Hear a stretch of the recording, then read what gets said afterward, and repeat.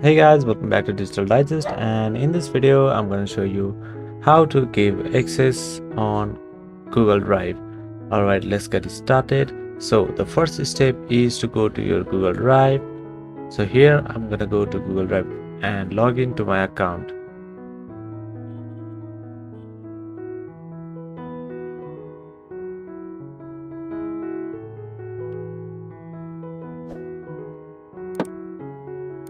Alright, so on my Google Drive here you can see I have 3 files over here, and currently the owner of the file is me only. So to share the file, what you have to do is on the right hand side you can see the 3 dots. What you have to do is click on these 3 dots, and now here you can see the option to share. Click on this share option,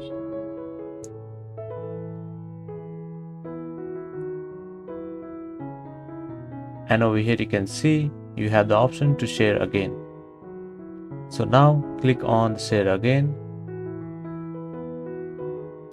and once you do that, here you have to enter the email of the person that you want to share the file to.